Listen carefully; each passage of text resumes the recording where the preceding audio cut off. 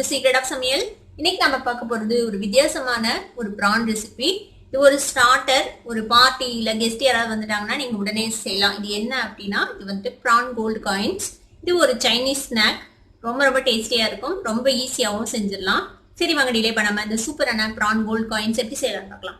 ஒரு mixie jar எடுத்துக்கோங்க. இதுல வந்துட்டு நான் ஒரு 200 கிராம் அளவுக்கு ப்ரான்ஸ் எடுத்திருக்கேன். குட்டி ப்ரான்ஸ் எடுத்திருக்கேன். இது வந்து ஃப்ரோசன் ப்ரான்ஸ். நல்லா வாஷ் பண்ணிட்டு தண்ணியே இல்லாம நல்லா சுத்தமா புளிஞ்சிட்டு எடுத்து வச்சிருக்கேன். இதை வந்துட்டு நம்ம இதை அரைச்சிக்க போறோம். மிக்ஸி ஜார்ல போட்டுக்கலாம். இப்போ இதை வந்துட்டு நம்ம அரைச்சி எடுத்துட்டு வந்துடலாம். இப்போ இந்த மாதிரி அரைச்சாச்சு. ரொம்ப நைஸா அரைக்க தேவையில்லை, கோர்ஸா அரைச்சா போதும். இப்போ இதை ஒரு பவுலுக்கு மாத்திடலாம். இதுல வந்துட்டு ஒரு வெங்காயத்தை இந்த மாதிரி நல்லா ஃபைனா சாப் பண்ணி வச்சிருக்கேன். அதை சேர்த்திக்கலாம். முடிஞ்ச அளவு ஃபைனா சாப் பண்ணிக்கோங்க. கூட 2 பச்சை மிளகாய், அதையும் நல்லா ஃபைனா சாப் பண்ணி வச்சிருக்கேன், அதையும் சேர்த்திக்கலாம். கொத்தமல்லி தலையும் அதே மாதிரி நல்லா ஃபைனா நறுக்கி வச்சுட்டேன், அதையும் சேர்த்திக்கலாம். நம்ம பச்சை மிளகாய் சேர்த்திருக்கோம் ஆல்ரெடி 2. இப்போ இதுல ஒரு 1/2 டீஸ்பூன் அளவுக்கு மிளகாய் பொடி சேர்த்திக்கலாம். ஒரு 1/4 டீஸ்பூன் பெப்பர் பவுடரும் சேர்த்திக்கோங்க. ஒரு 1/2 டீஸ்பூன் கரம் மசாலா பொடி, இஞ்சி பூண்டு விழுது ஒரு டீஸ்பூன் சேர்த்திக்கலாம். இதுல 1 டேபிள் ஸ்பூன் அளவுக்கு மைதா மாவு. இதை பைண்ட் பண்றதுக்காக ஏதாவது வேணும்ல, அதுக்காக வேண்டி. கூடவே 1 டேபிள் ஸ்பூன் பிரெட் கிரம்ஸ். நீங்க ஃப்ரெஷ்ஷான பிரெட் இருந்தாலும் மிக்சியில ஒரு அடி அடிச்சுட்டு அதையும் சேர்த்திக்கலாம். அதாவது இதோட ஈரப்பதம் எவ்வளவு இருக்குதோ அதுக்கு தகுந்த மாதிரி இந்த மைதா மாவும் பிரெட் கிரம்ஸும் சேர்த்திக்கோங்க. இப்போ இதுக்கு தேவையான அளவுக்கு உப்பு சேர்த்திக்கலாம். இப்போ இது எல்லாத்தையும் சேர்த்தி நல்லா மிக்ஸ் பண்ணி விட்டுறலாம்.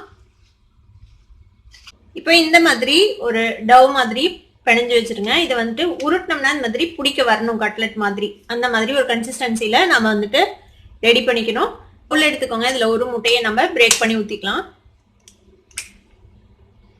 இதுல ஒரு பிஞ்ச் அளவுக்கு உப்பு சேர்த்திக்கோங்க. ஒரு பிஞ்ச் பெப்பர் பவுடர் சேர்த்திக்கலாம். இதை வந்துட்டு நல்லா பீட் பண்ணிக்கலாம். இது மாதிரி நல்லா பீட் பண்ணி வச்சுக்கோங்க முட்டையை. இப்போ இந்த முட்டை பீட் பண்ணதை எடுத்து வச்சுக்கோங்க. கொஞ்சமா வெள்ளை எள்ளு இந்த மாதிரி ஒரு பிளேட்ல வச்சுக்கோங்க. இப்போ இதை வந்துட்டு என்ன செய்யணும்னா நம்ம சின்ன சின்ன உருண்டைகளா, அதாவது கட்லெட் அளவுக்கு பெருசா இல்லை, இதுக்கு பேர் வந்துட்டு கோல்டு காயின்ஸ், அதனால குட்டி குட்டியா தான் இருக்கணும். இந்த மாதிரி சைஸ்ல சின்ன சின்ன உருண்டையை எடுத்து நம்ம தட்டி இந்த எக்ல டிப் பண்ணி எள்ளுல பெரட்டி எடுக்க போறோம். இந்த மாதிரி குட்டி குட்டி கட்லெட் மாதிரி பண்ணிக்கோங்க. இப்போ இதை வந்துட்டு நம்ம இந்த எக்ல டிப் பண்ணி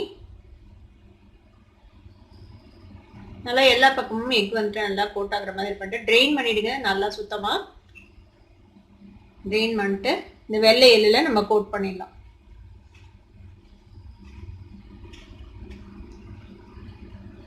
இந்த மாதிரி நம்ம எல்லாத்தையும் நம்ம ரெடி பண்ணிக்க போறோம். இப்போ இது மாதிரி நம்ம எல்லா ப்ரான்ஸையும் உருட்டியாச்சு. உருட்டி நல்லா எள்ளுல கோட் பண்ணியாச்சு. எள்ளுல போட்டு ரொம்ப ஃபுல்லா கோட் பண்ணணும்னு அவசியம் இல்லை, லைட்டா கோட் பண்ணீங்கன்னா போதும். எக்ல மட்டும் நல்லா டிப் பண்ணிக்கோங்க, இல்லைன்னா பிரிஞ்சு போயிடும் நம்ம ஷாலோ ஃப்ரை பண்ணும்போது. இப்போ ஷாலோ ஃப்ரை பண்றதுக்காக எண்ணெய் ஊற்றி வச்சிருக்கேன். இது வந்துட்டு மீடியமா ஹீட் ஆகணும், ரொம்ப ஹீட் ஆகக்கூடாது. இப்போ நம்ம ரெடி பண்ணி வச்சிருக்கிற இந்த பிரான் கோல்டு காயின்ஸை இதுல வச்சிடலாம்.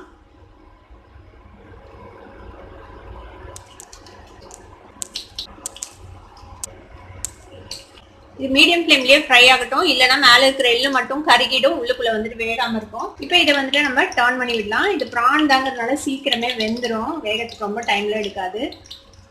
இதை டர்ன் பண்ணி விடலாம் அந்த சைடு.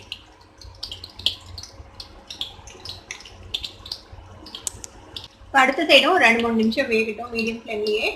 இது 2 சைடும் இந்த மாதிரி டர்ன் பண்ணி விட்டு நல்லா ஃப்ரை பண்ணி எடுத்துக்கலாம். இந்த எள்ளு வந்துட்டு தீஞ்சிடாம பார்த்துக்கோங்க, ரொம்ப கலர் மாறிச்சுன்னா நல்லா இருக்காது பார்க்கறதுக்கு. அவ்வளோதான், ஃப்ரை ஆயிடுச்சு. இது நம்ம எடுத்துடலாம் எண்ணெயிலேருந்து. இதை எடுத்து நம்ம ஒரு டிஷ்யூ பேப்பரில் வச்சிடலாம். இப்போ நம்மளோட சூப்பரான ப்ரான் கோல்டு காயின்ஸ் ரெடி ஆயிடுச்சு. இது மாதிரி எல்லாத்தையும் நம்ம ஃப்ரை பண்ணி எடுத்துட வேண்டியதுதான். இப்போ இந்த மாதிரி வந்து பிளேட்ல வெங்காயம் அப்புறமேட்டு எலுமிச்சம்பழம் எல்லாம் வச்சு நீங்க சர்வ் பண்ணலாம். கூட வந்துட்டு டொமேட்டோ சாஸோட சர்வ் பண்ணுங்க, ரொம்பவே டேஸ்டியா இருக்கும். இது ரொம்பவே வித்தியாசமான ஒரு ப்ரான் ரெசிபி. கொஞ்சம் ப்ரான் இருந்தாலும் நிறைய கிடைக்கும் உங்களுக்கு.